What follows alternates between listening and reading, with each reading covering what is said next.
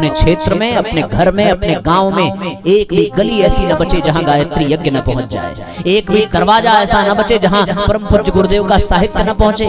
बस इतना ही काम है हम लोगों का, इससे ज्यादा हम कर भी क्या सकते हैं? इससे ज्यादा हम नहीं कर सकते। युग बदलना हमारे बस की बात नहीं, गोवर्धन उठाना हमारे बस की बात नहीं, लेकिन लाठी लगा करके नाम कमाना तो हमारे बस की बात है। भैया पत्थर तैराना हमारे बस की बात नहीं, लेकिन पत्थर पे राम लिखना तो हमारे बस की बात है। इतना ही है। और हाँ, जो भगवान का साथ दे देता है, जो भगवान की योजना में सम्मिलित हो जाता है, फिर वो साधारण नहीं रह जाता। माँ पार्वती से भगवान शिव ने कहा कि देवी देख रही हो, नीचे वो दृश्य देखो जो असंभव को भी संभव कर देता है। बोले कौन सा दृश्य? बोले आज एक दृश्य ये देखने को मिल रहा है कि विभीषण रावण को मारने के लिए खड़ा हो गया। अरे ये वही विभीषण है जिसको रावण ने लात मार दी थी। ये वही विभीषण है जो दांतों के बीच में जीभ की तरह रहता था। ये वही विभीषण है जिसे लंका से निकाल दिया गया। क्या हुआ कि ये विभीषण आज रावण पर प्रहार करने को तैयार हो गया? बोले ये भगवान की योजना में सम्मिलित होने के कारण है कि जो व्यक्ति भगवान से जुड़ता है उसमें इतना साहस, इतना पुरुषार्थ, इतना बल आ जाता है, इतनी संकल्प शक्ति आ जाती है कि वो असंभव को भी संभव कर देता है। भगवान की योजना में सम्मिलित होने की आवश्यकता स्पष्ट रूप से मार्कंडेय जी ने कहा कि प्रज्ञा युग के लिए यही हुआ है और आगे जो होने वाला है वो यही होगा। इसी के माध्यम से पूरी दुनिया बदलेगी, और जब दुनिया बदलेगी तो जाहिर सी बात है हर वर्तमान का अपना भूत, अपना भविष्य है, और हर भविष्य का अपना भूतकाल है, और वही भूतकाल इतिहास बन जाता है। जिसने वर्तमान में भगवान की आवाज सुनी उसका भविष्य भी बन जाता है और उसका इतिहास में नाम भी अमर हो जाता है। करना केवल मार्कंडेय जी ने ऋषि वैशंपायन से कहा कि नारद जी जो वीणा की और करताल लेकर के नारायण नारायण गाते थे, उन्होंने अब नारायण नारायण गाना छोड़ दिया। बोले अब क्या करते हैं? बोले अब घर घर प्रज्ञा पुराण की कथा कराते हैं। बोले दिखते क्यों नहीं? बोले दिखेंगे तो ऐसे ही, देखने के लिए तो दिव्य दृष्टि चाहिए। हो सकता है नारद जी यहीं बैठे हो, हो सकता है पूज्य गुरुदेव यहीं बैठे हो, हो सकता है ऋषि संस्थाएं यहीं बैठी हो। जो दिख नहीं रहा है उसे नहीं मानना चाहिए, बिल्कुल मानना चाहिए। जो दिख रहा है बल्कि उसे मत मानो, जो नहीं दिख रहा है उसको ही मानना पड़ेगा। क्योंकि हवा दिखती नहीं है, पर बिना हवा के जीवन संभव नहीं है। कोरोना दिखा नहीं, लेकिन 2 साल तक कल्याण कर गया। उसी तरह भगवान की शक्ति, भगवान के परिकर अनुकर दिखाई नहीं पड़ते, लेकिन वो काम करते हैं, है ना? जिन परिस्थितियों में ये कार्यक्रम यहाँ हो रहा है, आपको क्या लगता है होने लायक है? जो कर रहे हैं जरा उनसे प्रश्न पूछो। आप इन बाबूजी से प्रश्न पूछो, हमारे हरिहर सिंह जी से प्रश्न पूछो, भैया राहुल जी जो दिन रात यहाँ से वहां दौड़ रहे हैं उनसे प्रश्न पूछो। हम लोग तो केवल परेशान करने आ गए। कभी हम शिकायत करते हैं इन्वर्टर नहीं है, कभी लाइन नहीं है, कभी पंखा नहीं है, कभी भूख लगी है। ये तो बड़ा आसान है। पर जिन परिस्थितियों में आप लोग इस तरह के आयोजन करते हैं, ये कोई साधारण व्यक्ति नहीं कर सकता। इस आयोजन को करने वाला ही इस बात का प्रमाण दे रहा है कि वो स्वयं साधारण नहीं है, वो गुरुदेव का है, गुरुदेव के लिए है, वो गुरुदेव के लिए वो अपनी प्रतिभा लगा रहा है, कर रहा है। ऐसे ही लोगों को प्रणाम करना चाहिए, क्योंकि जिनके माध्यम से आपको सत्संग का लाभ मिल रहा है, जिनके माध्यम से आपको भगवान का संदेश मिल रहा है।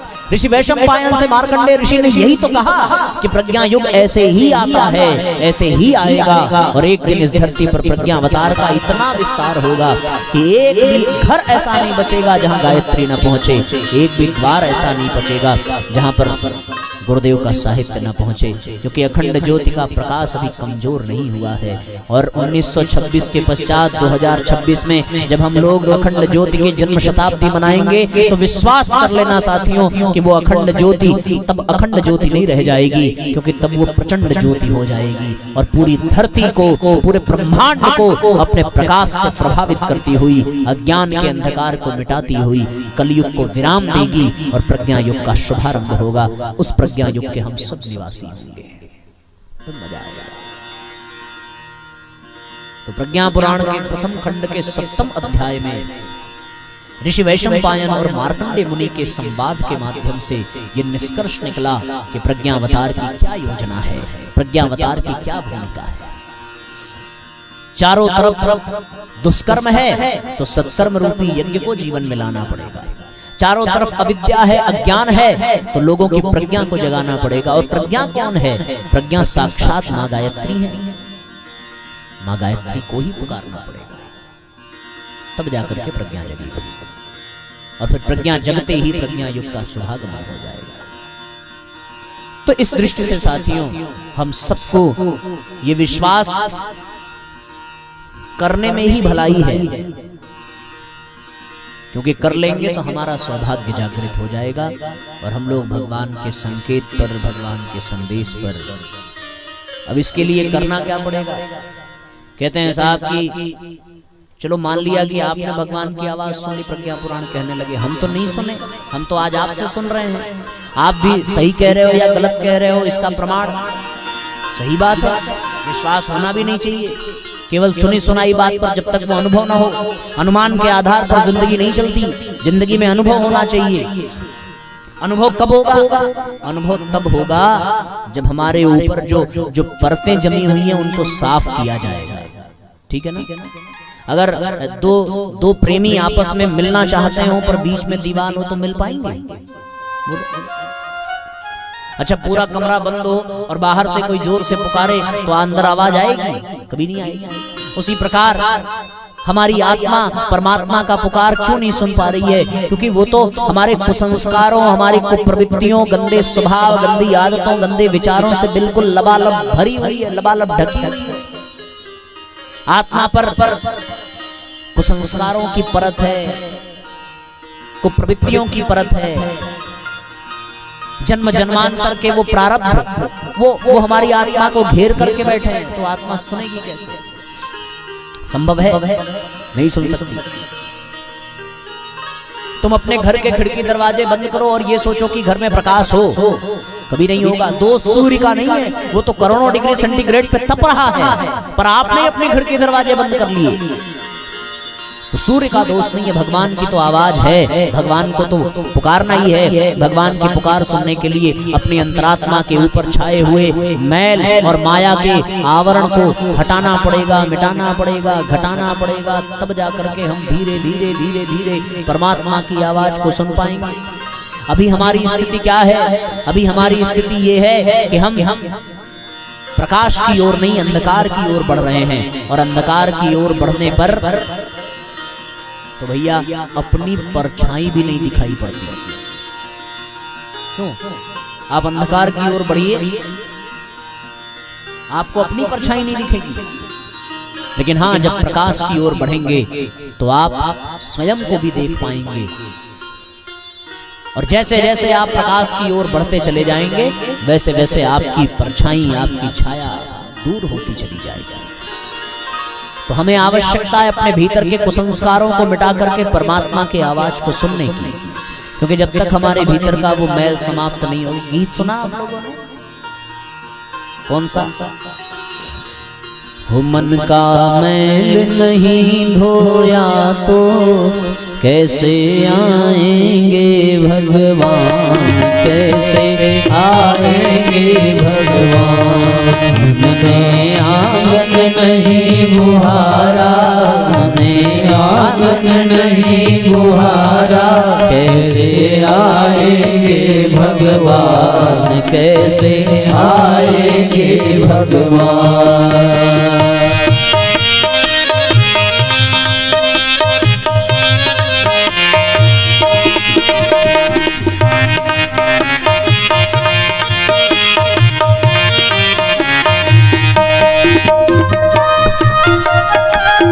एक साथ तालियां बजाइए, एक साथ दोहराइए।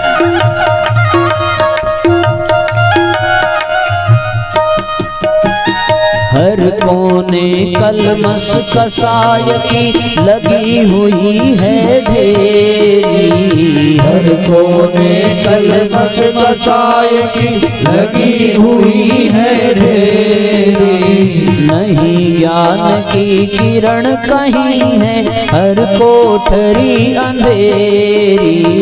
नहीं ज्ञान की किरण कहीं है, हर कोठरी अंधेरी। नहीं ज्ञान की किरण कहीं है, हर कोठरी अंधेरी, आंगन चौबारा अंधियारा, आंगन चौबारा अंधियारा, आंगन चौबारा अंधियारा। कैसे आएंगे भगवान, कैसे आएंगे भगवान। हमने आंगन नहीं बुहारा, हमने आंगन नहीं बुहारा, कैसे आएंगे भगवान, कैसे आएंगे भगवान। और हृदय हमारा पिघल न पाया, जब देखा दुखियारा।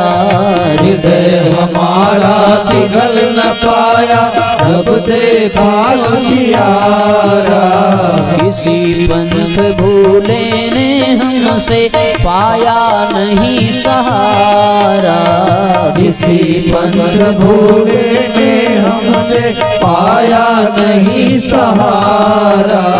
किसी पंथ भूले ने हमसे पाया नहीं सहारा। सूखी है करुणा की धारा, सूखी है करुणा की धारा, सूखी है करुणा की धारा।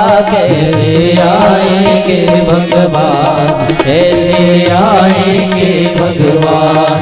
हमने आंगन नहीं बुहारा, कैसे आएंगे भगवान, कैसे आएंगे भगवान। जय हो।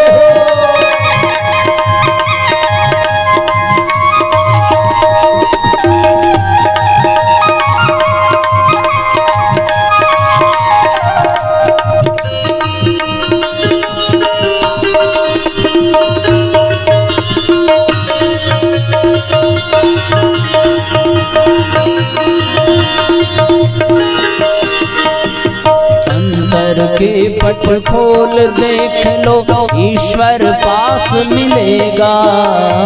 अंदर के पट खोल देख लो, ईश्वर पास मिलेगा। हर प्राणी में ही परमेश्वर का आभास मिलेगा।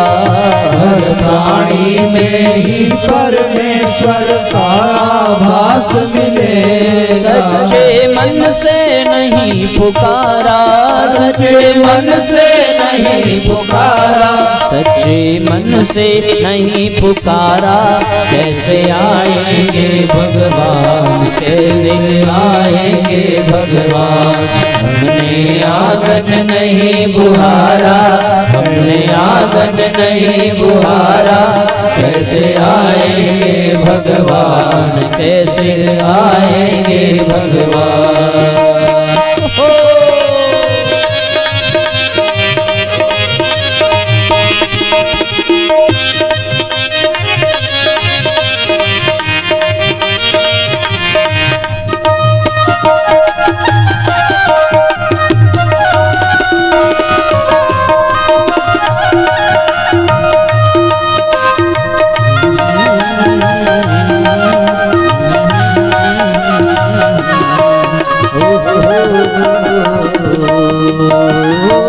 निर्मल मन जन सो मोहि पावा, निर्मल मन जन सो मोहि पावा।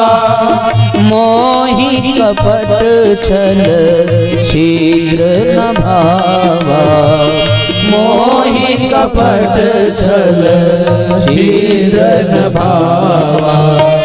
कबीरा मन निर्मल भया, जैसे गंगा हरि पाछे पाछे फिरे। कहत कबीर कबीर, निर्मल मन हो तो रघुनायक शबरी के घर जाते। निर्मल मन हो तो रघुनायक शबरी के घर जाते। श्याम सूर की बाह पकड़ते शाग विदुर घर खाते। सूर की बाह पकड़ते साथ विदुर घर खाते। श्याम सूर की बाह पकड़ते साथ विदुर घर खाते। श्याम सूर की बाह पकड़ के साथ विदुर घर खाते। इस पर हमने नहीं विचारा, इस पर हमने नहीं विचारा, इस पर तुमने नहीं विचारा, इस पर तुमने नहीं विचारा, इस पर सबने नहीं विचारा। कैसे आएंगे भगवान, कैसे आएंगे भगवान, हमने आंगन नहीं बुहारा। कैसे आएंगे भगवान, कैसे आएंगे भगवान। मन का मैल नहीं धोया तो कैसे आएंगे भगवान, कैसे आएंगे भगवान। मन का मैल नहीं धोया तो कैसे आएंगे भगवान, कैसे आएंगे श्री राम। मन का मैल अगर धो लो तो दौड़े आएंगे श्री राम, दौड़े आएंगे श्री राम। बोलिए परम पूज्य गुरुदेव की जय। बोलिए वंदनिया माता जी की जय। बोलिए पावन प्रज्ञा पुराण की जय हो। मन को मैल मिटाने के लिए क्या करना पड़ेगा? तब भगवान की आवाज सुनाई पड़ेगी। बोले एक ही काम करना पड़ेगा। क्या? देखो किसी कमरे को साफ करने के लिए दो चीज करनी पड़ती है। आप बताओगे कि हम बताएं? हैं? हाँ, एक क्या करना पड़ता है? झाड़ू पोछा करना पड़ता है। और दूसरा क्या करना पड़ता है? सोचो सोचो जरा, दिमागी कसरत करो। पहला काम तो आपने बड़ा अच्छा बताया, झाड़ू पोछा करना है किसी कमरे को साफ करने के लिए। दूसरा क्या करना पड़ता है? एक काम और करना पड़ता है। क्या? एक काम ये करना पड़ता है कि गंदगी से बचाना भी पड़ता है। नहीं, झाड़ू पोछा करते जाओ, आप पोछा मारते जाओ, कोई आगे खांच दे तब जीव जर के राखी हो जाएगी। तुरंत आदमी गरिया वाले दिखाना अनहर कहीं बेवकूफ नहीं, पोछा मारते पूरा खराब। दो काम करना पड़ता है। पहला झाड़ू पोछा करके साफ करना पड़ता है, और दूसरा कि वो गंदा ना होने पावे इसका ध्यान रखना पड़ता है। तो हम भगवान की आवाज कब सुनेंगे? जब ये दो काम करेंगे। पहला जो गंदगी है उसको मिटाना है, दूसरा कि दोबारा गंदा ना हो इसका ध्यान रखना है। गंदगी को मिटाने के लिए क्या करना पड़ेगा? गंदगी को मिटाने के लिए गायत्री और गुरु का सहारा लेना पड़ेगा। दोबारा गंदा ना हो जाए इसके लिए संस्कार कराना पड़ेगा। दो काम करना। पहला गायत्री और गुरु की सहायता से अपने आत्मा पर जमे हुए मैल को मिटाना पड़ेगा। फिर से वो मैल ना बैठे इसलिए अपने आप को संस्कारित करना पड़ेगा। बिना ये दो के संभव नहीं है। गुरु और गायत्री के माध्यम से कैसे उस मैल को हटाना है ये आपको हम कल बताएंगे, लेकिन आज आपको ये बता देते हैं कि अब कल तक फिर से कोई गंदगी और न घुस जाए, इसके लिए आपको अपने भीतर संस्कार को जन्म देना पड़ेगा। और उस संस्कार का प्रत्यक्ष स्वरूप आपको सवेरे यज्ञ में देखने को मिलेगा। तो कि समय हो गया है इसलिए मैं आपको संक्षेप में ये कह देता हूँ कि हमारे ऋषियों महर्षियों ने संस्कार परंपरा की योजना बनाई थी। क्यों योजना बनाई थी? क्योंकि मनुष्य जन्म जन्मांतर की यात्रा करके मनुष्य शरीर में आता है, लेकिन मनुष्य शरीर में आ जाने मात्र से पिछले जन्म का संस्कार मिट जाए ऐसी बात नहीं है। चोला बदल जाने से संस्कार नहीं बदलता। दुनिया से कोई जाता नहीं है, जाता नहीं है कोई, यहाँ से दूर चलकर आते हैं सब यहीं पर कपड़े बदल बदल कर। कभी कुत्ते के कपड़े में आ जाएंगे, कभी बैल के कपड़े में आ जाएंगे, कभी मनुष्य के कपड़े में आ जाएंगे। कोई यहाँ से जाता नहीं है, सब जीवात्माएं यही घूमती रहती हैं। लेकिन हाँ, जिस योनि में जाती हैं उस योनि का संस्कार, उसका स्वभाव, उसकी आदत उससे चिपक जाता है। ये बड़ी समस्या है। आपने सुना होगा लोमड़ी बड़ी चालाक होती है। अब जो जीवात्मा 50-60 साल लोमड़ी के रूप में रहे, उसके जीवन में चालाकी उसके चित्त से चिपक जाती है। हर जगह वो चालाकी दिखाने की कोशिश करता है। तो आप ये जान लेना कि जो मनुष्य शरीर में आ जाए और चालाकी दिखावे, इसका मतलब ये कि पिछले जन्म में ये क्या था। हम नहीं कह रहे भाई, आप खुद ही कह रहे हैं। पिछले जन्म में कौन था? लोमड़ी। जहां कहीं भी देखना कि कोई व्यक्ति चालाकी कर रहा है, धोखा देने की कोशिश कर रहा है, दोष उसका नहीं है, दोष ये है कि वो पिछले जन्म में क्या था।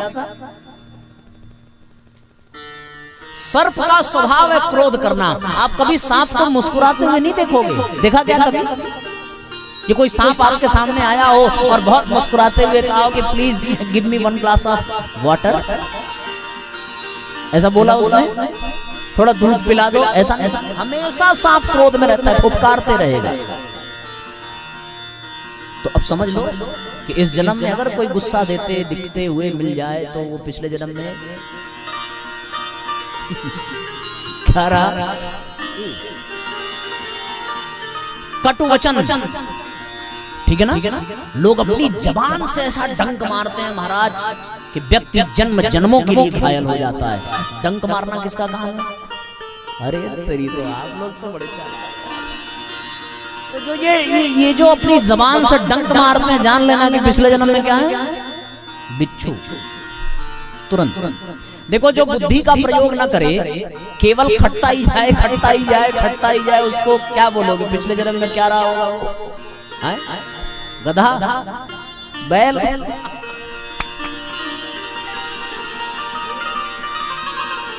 अच्छा, एक और हो जाए, एक और बढ़िया गेम चल रहा है हम लोगों का।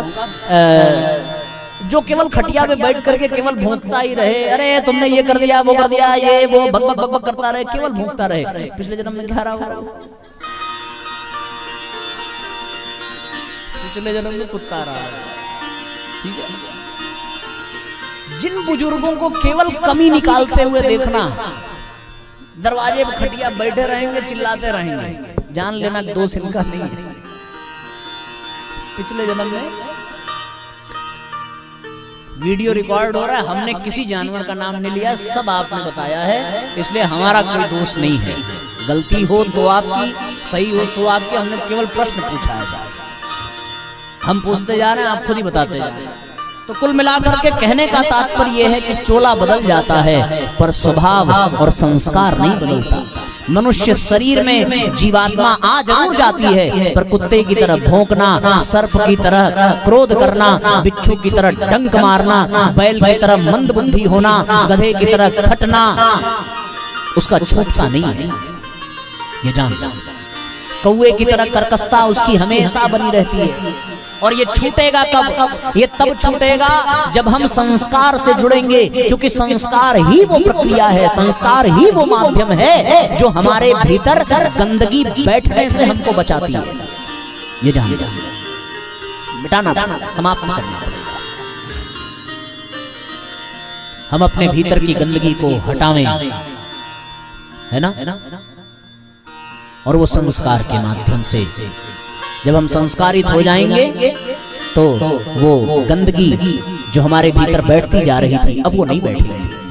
ठीक है? कोई सोना जमीन से निकलता है तो बहुत गंदा, उसकी कोई कीमत नहीं, पर आग में तपा दिया जाए तो वही सोना मूल्यवान बन जाता है। फिर उस सोने पर गंदगी नहीं बैठती, फिर वो सोना किसी के उंगलियों में रहता है, किसी तिजोरी में रहता है, फिर वो गंदगी में नहीं जाता। आपने किसी पत्थर को देखा होगा, वो पत्थर जब तक संस्कारित नहीं होता तब तक लोगों के पैरों की ठोकर खाता है, पर वही पत्थर जब छेनी हथौड़ी से संस्कारित हो जाए तो वो किसी ऐसे मंदिर में पहुंच जाता है कि उस पत्थर के सामने लोग मस्तक झुकाते हैं, और वो पत्थर अब पत्थर नहीं, वो प्रतिमा बन जाता है। इसी प्रकार आपने देखा होगा कि संस्कार में बड़ी ताकत होती है, संस्कार में बड़ी पूजा है, बड़ी सामर्थ्य है। कोई बांस का टुकड़ा फेंका रहता है, पर उस बांस के टुकड़े को कोई कलाकार जाकर के संवार दे तो वही बांस का टुकड़ा बांसुरी बन जाता है, फिर वो कृष्ण के होठों तक पहुंच जाता है। आपने देखा होगा कि कोई फूल वृक्ष पे खिला तो उस पौधे में खिल तो गया, पर उस वृक्ष की उस फूल की कोई कीमत नहीं है। फूल की कीमत कब होती है? जब वो फूल सुई और धागे से छेदा जाता है, संस्कारित कराया जाता है, तो वो भगवान के गले का हार बन जाता है। फिर वो फूल कभी कुसंस्कारित नहीं हो सकता। तो इसलिए संस्कार ही वो माध्यम है जिससे हम अपने आप को मैला होने से बचा सकते हैं। और हमारे गायत्री परिवार में गुरुजी ने 16 संस्कारों को जीवंत कर दिया, 2 और जोड़ दिया, जन्म दिवस संस्कार, विवाह दिवस संस्कार। तो सबसे पहले क्या है? पुंसवन संस्कार है। पुंसवन संस्कार के माध्यम से जीव जब मां के गर्भ में है तो ही वो संस्कार प्राप्त करता है, उसे ये आभास कराया जाता है कि अब तुम मनुष्य बनने जा रहे हो।